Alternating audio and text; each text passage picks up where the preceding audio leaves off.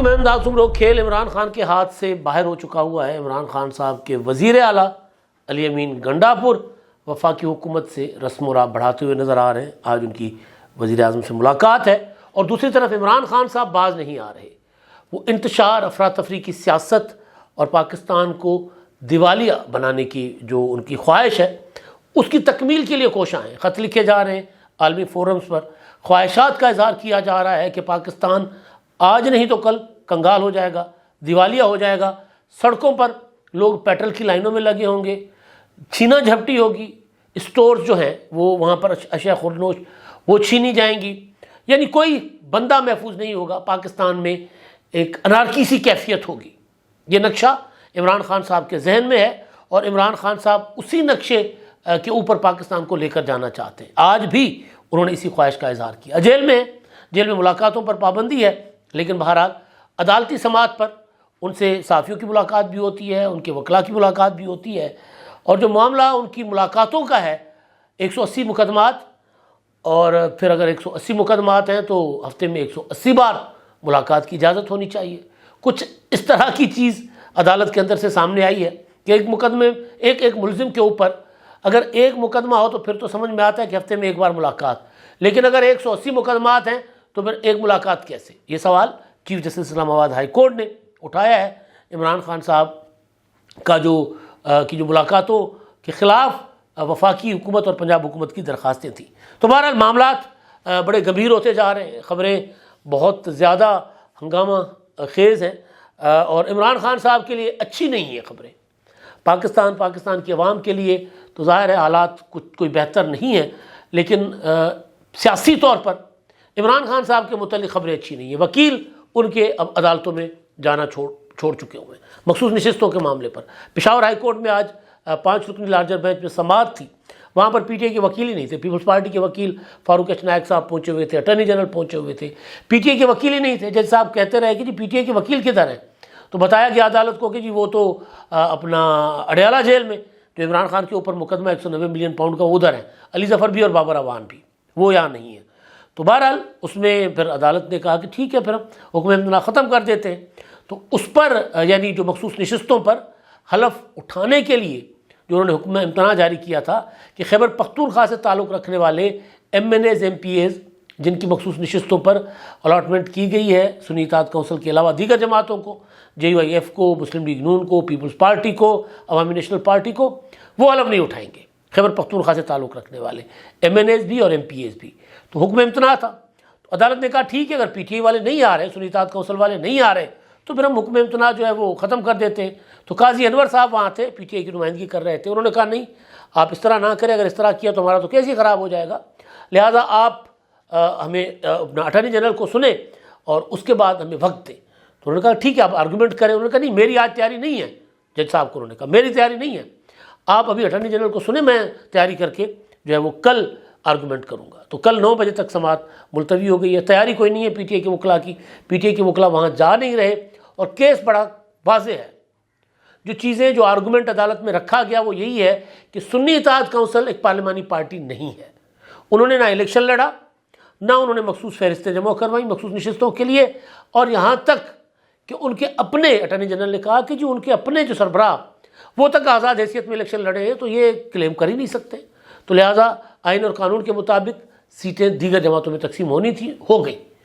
فاروق H Naik نے بھی یہی دلائل دیے۔ تو بہرحال وہ معاملہ کل تک چلا گیا، لیکن اس میں عدم دلچسپی عیاں ہوتی ہے تحریک انصاف کے وکلاء کی کہ اتنا بڑا کیس ہے، امپورٹنٹ کیس ہے، کل سینٹ کا ضمنی الیکشن ہے۔ پیپلز پارٹی کے وکلاء کی کوشش یہ تھی کہ کسی صورت آج حکم امتناع ختم ہو تاکہ ارکان حلف اٹھائیں اور کل سینٹ کے انتخابات کے لیے وہ اپنا ووٹ کاسٹ کریں، لیکن بہرحال کل صبح 9 بجے سماعت ہے، دیکھتے ہیں کیا ہوتا ہے۔ لیکن جو دوسری چیز جو امپورٹنٹ عمران خان صاحب نے ایک ہیرو تراشا تھا وہ لاپتہ ہے، مفرور ہے۔ وہ ہیرو ہے لیاقت علی چٹھا۔ میں نے کہا نا تہلکہ خیزیاں ہیں۔ انہوں نے ایک انکشاف کیا تھا، اچانک ویڈیو بیان جاری کر دیا، اور اس کے بعد انہوں نے کہا کہ جی میں تو میں مذاق کر رہا تھا۔ ویڈیو بیان نے جاری کیا کہ جی اپنا پریس کانفرنس کی، بلکہ کہ جو راولپنڈی میں پوری کی پوری نشستیں، پورا راولپنڈی جو ہے وہ پی ٹی آئی جیت رہی تھی، آزاد امیدوار جیت رہے تھے، جہاں سے لوگ 70 ہزار کی لیڈ سے جیتے، ہم نے اپنے آروز کو کہہ کے ان کو 50 ہزار کی لیڈ سے ہروایا، اور ہم نے اپنے آروز کو کہا، اور انہوں نے کہا کہ یہ آرڈر جو ہے وہ چیف جسٹس پاکستان اور چیف الیکشن کمشنر کی طرف سے آیا تھا اور اس پر ہم نے عمل کیا، یعنی اس میں وہ بھی ملوث تھے۔ تو اس کے بعد پھر جب وہ صاحب ظاہر گئے کسی کے ساتھ، تو اس کے بعد پھر ان کی ایک اسٹیٹمنٹ آئی کہ جی نہیں، میں نے جو ہے وہ بس ذرا میں جذباتی ہو گیا تھا، ہمیں آرڈر کسی نے نہیں دیا تھا اور میں نے اسے بات کر دی۔ وہ جو آروز تھے یا پریزائڈنگ آفیسرز تھے، وہ سارے منظر عام پر آ گئے، انہوں نے کہا کہ جی ہمیں کوئی ایسا آرڈر نہیں تھا، یہ غلط بیانی کر رہے ہیں۔ اب ان کے اوپر ایک مقدمہ درج ہونا تھا سیشن کورٹ راولپنڈی میں، اور اس میں معاملہ جو ہے وہ عدالت نے پوچھا کہ جی کدھر ہیں وہ مقدمہ درج کر اپنا وکلا سے کہ جی کدھر ہے لیاقت علی چٹھا کمشنر صاحب جو ہے؟ تو انہوں نے کہا کہ چٹھا صاحب کو تو پتہ ہی نہیں چل رہا، وہ اپنے حافظ آباد والے گھر پر بھی نہیں ہیں، ہر جگہ تلاش کر لی لیکن ان کا کوئی پتہ نہیں چل رہا۔ تو عدالت نے کہا کہ جو ان کو تلاش کر کے 15 اپریل تک ان کو پیش کریں، اور اپنا ان کے خلاف ظاہر یہ جو الزام انہوں نے دیا ہے اس کے تحت ان کے اوپر مقدمہ درج کرنے کی درخواستیں آئی ہوئی ہیں۔ اچھا، اب یہ تو ہو گیا نا معاملہ، اب جو اصل معاملہ ہے وہ اس کی طرف میں آتا ہوں۔ آج 190 ملین پاؤنڈ کی سماعت تھی عمران خان صاحب کے، اور بشرا بی بی اور وہاں پر عدالت میں وہ تھے، اور وہاں پر عمران خان صاحب نے جو گفتگو کی ہے، جو میڈیا ظاہر ہے وہاں جو صحافی موجود تھے انہوں نے رپورٹ کی ہے وہ گفتگو، اور پھر اس گفتگو کو لے آپ ساتھ وہ جو ایک یورپین یونین کو پی ٹی آئی کی طرف سے خط گیا ہے اس خط کو لیں، اور پھر آئی ایم ایف کو جو خط لکھا گیا تھا عمران خان صاحب کی طرف سے اس خط کو لیں، اور پھر جو لابنگ کی گئی تھی پی ٹی آئی کی طرف سے امریکہ میں، اور پھر جو امریکن کانگریس مین نے خط لکھا تھا جو بائیڈن کو کہ پاکستان کے انتخابات جو ہیں وہ دھاندلی ہوئی انتخابات میں، اور ان انتخابات کے نتیجے میں بننے والی حکومت کو آپ تسلیم نہ کریں، لیکن جو بائیڈن نے مبارکباد دے دی، چائنا کے صدر نے مبارکباد دے دی، ایرانی حکومت نے مبارکباد دے دی، اپنا چینی وزیر اعظم کا کل یا چینی صدر کا کل آصف زرداری صاحب کو فون آیا، وزیر اعظم شہباز شریف صاحب سے ان کے رابطے ہوئے، ایران نے رابطہ کیا، مطلب پوری دنیا بشمول عمران خان صاحب کے جنہوں نے غلامی کی زنجیریں توڑی تھیں، افغانستان کی طالبان حکومت، وہ سب پاکستانی حکومت کو مبارکباد دے رہے ہیں، لیکن یہ کہہ رہے ہیں کہ نہیں، اس حکومت کو تسلیم نہیں کرنا۔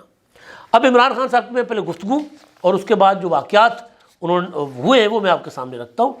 اچھا جی، اور پھر وہ ایک اور عمران خان صاحب کے ساتھ جو حادثہ ہونے جا رہا ہے، یا ہو سکتا ہے جب تک آپ میرا ویلاگ سنیں تب تک وہ ہو چکا ہو حادثہ عمران خان کے لیے اور ملک کے لیے وہ اچھی چیز ہے۔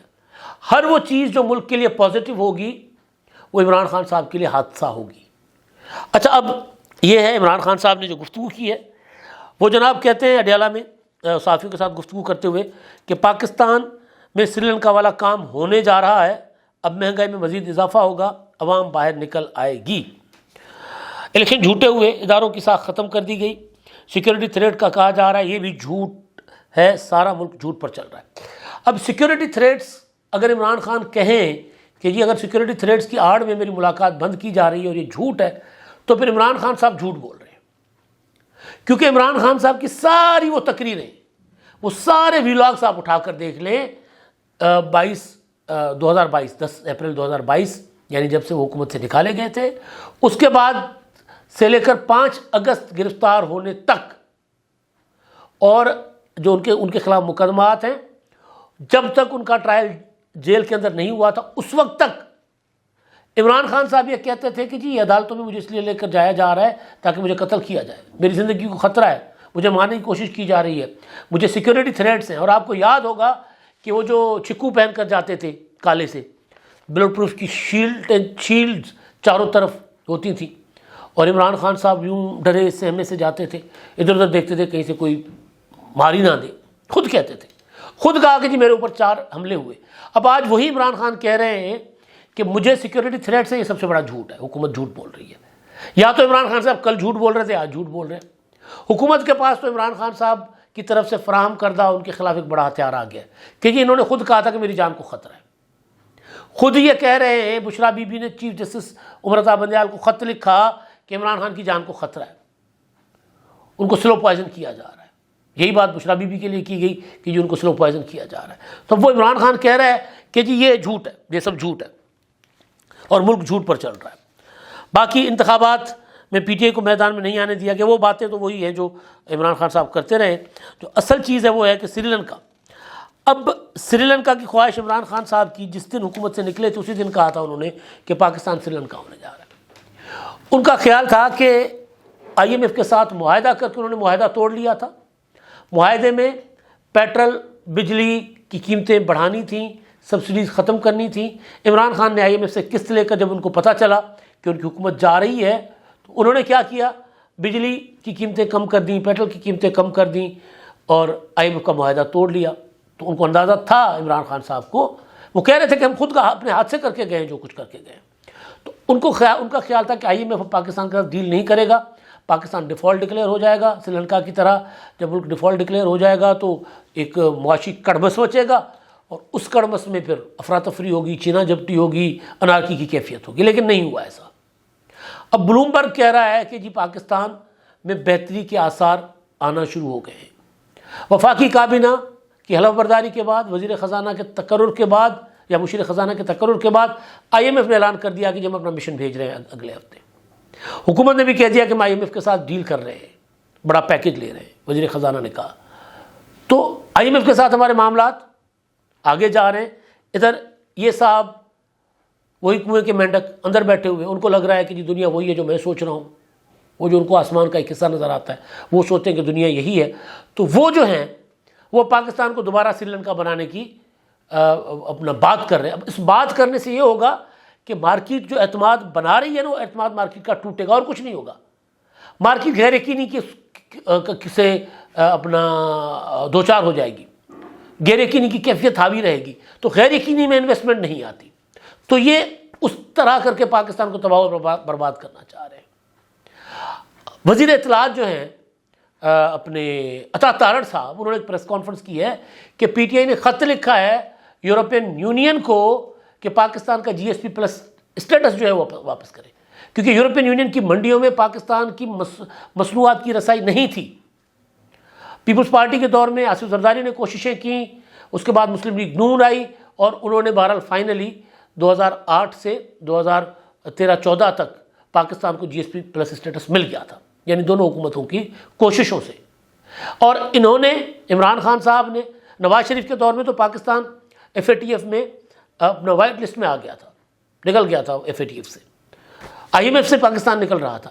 انہوں نے آ کے ساری جھکڑ بندیاں پاکستان کے خلاف کروائیں اور اب وہ جی ایس پی پلس اسٹیٹس کے خلاف بھی. میں عطا تارڑ کی بات پر یقین نہ کرتا اگر عمران خان کا آئی ایم ایف کو خط نہ جاتا جو انہوں نے اعلان کر کے کہا کہ جی ہم آئی ایم ایف کو خط لکھ رہے ہیں اور خط میں یہ لکھ رہے ہیں کہ جی پاکستان کے ساتھ ڈیل نہ کریں, پاکستان کے ساتھ معاہدہ نہ کریں جب تک 30% سیٹوں کا 2 ہفتوں کے اندر اندر آڈٹ کریں, دھاندلی ثابت کریں, دھاندلی ثابت کر کے مجھے حکومت دیں, اس کے بعد ڈیل کریں. تو آئی ایم ایف نے چپیڑ مار دی منہ پہ. انہوں نے کہا کہ جائیں, مطلب تو کون بھائی, تیرا کیا تعلق ان معاملات میں. آئی ایم ایف نے کہا بھی ہم بھی سیاسی معاملات ہیں, ہم اس میں نہیں پڑیں گے. تو باز نہیں آئے, چور چوری سے جائے, ہیرا پھیری سے نہ جائے, رسی جل گئی بل نہیں گیا, باز نہیں آ رہے. وہ کیا کر رہے ہیں, اب وہ ایک تو جی ایس پی پلس اسٹیٹس ختم کروانے کا خط, اور دوسرا یہ بات کہ جی پاکستان سری لنکا بننے جا رہا ہے. یورپین اپنا امریکن کانگریس مین کا خط بھی آپ کو یاد ہوگا جو عمران خان کی لابنگ کے ذریعے پی ٹی آئی نے وہاں پر کروڑہا روپے خرچ کر کے لابنگ کر کے یہ کانگریس مین سے دستخط کروا کے چٹھی لکھوائی جو بائیڈن کو, امریکن صدر کو, کہ پاکستان کی حکومت کو تسلیم نہ کرے. تو وہاں سے بھی چپیٹ پڑ گئی. تو یہ سارا کچھ عمران خان صاحب کر رہے ہیں. تو جو عمران خان کو بڑا دھچکا لگنے جا رہا ہے, ایک تو یہ کہ آئی ایم ایف کا وفد پاکستان آ رہا ہے, کوئی اچھی چیز نہیں ہے, لیکن ملک ڈیفالٹ نہیں ہو رہا, سری لنکا نہیں بن رہا. اس کے بعد اگر حکومت سخت فیصلے کرتی ہے, ٹیکس ریٹ بڑھاتی ہے, ملک کی معیشت بہتر کرتی ہے, تو آئی ایم ایف کے چنگل سے ہم جان چھڑا سکتے ہیں آنے والے کچھ سالوں میں یا 8-10 سالوں میں. اچھا, اب دوسری جو عمران خان صاحب کو کے لیے ایک بری خبر ہے وہ یہ ہے کہ عمران خان کے وزیر اعلیٰ علی امین گنڈاپور نے وزیر اعظم شہباز شریف سے ملاقات کے لیے رابطہ کیا. تمام میڈیا چینلز رپورٹ کر رہے ہیں, تمام میڈیا آرگنائزیشنز رپورٹ کر رہی ہیں سورسز سے کہ علی امین گنڈاپور اور شہباز شریف میں آج ملاقات ہوگی. ہو سکتا ہے جب تک میرا ویلاگ آپ سنیں ملاقات ہو چکی ہو. مسئلہ یہ ہے کہ علی امین گنڈاپور جو ہے وہ اپنا چاہتے ہیں کے پی کے میں اپنی مرضی کا چیف سیکرٹری لگانا. ابھی جو چیف سیکرٹری ہیں ندیم اسلم چودھری صاحب، ان کو انہوں نے کہا ہے کہ وفاق ان کی خدمات واپس لے، اور ایک اور صاحب ہیں ان کو بلوچستان سے وہ چاہ رہے ہیں کہ ان کو خیبر پختونخوا میں اپنا تعینات کیا جائے چیف سیکرٹری. تو وہ اس کے لیے جو پروسیس ہوتا ہے علی امین گنڈاپور صاحب وہ پروسیس سے ہٹ کر انہوں نے صرف ایک نام بھیجا، اور پروسیس یہ ہوتا ہے کہ نام 3 بھیجنے ہوتے ہیں، ایک پورا پینل بھیجنا ہوتا ہے، لیکن انہوں نے بہرحال ایک نام بھیجا. اور اب اس پر کیونکہ تنازع کھڑا ہونے کی اپنا صورتحال بن سکتی تھی، لہٰذا سینس پریویل کیا، اور گنڈاپور صاحب جو ہیں وہ عمران خان کی سیاست کے برعکس عمران خان صاحب کو ایک بہت بڑا سرپرائز دے کر وزیر اعظم شہباز شریف صاحب سے ملنے جا رہے ہیں. یہ میڈیا رپورٹ کر رہا ہے. یہ ملاقات ہوگی تو عمران خان صاحب کے لیے بہت بڑا دھچکا ہوگا. ملاقات سے پابندیاں جو عمران خان کے اوپر ملاقات پر پابندیاں لگی ہیں نا، ان پابندیوں سے بھی بڑا دھچکا عمران خان صاحب کے لیے ہوگا. اب تک کے لیے اتنا ہی. اللہ حافظ.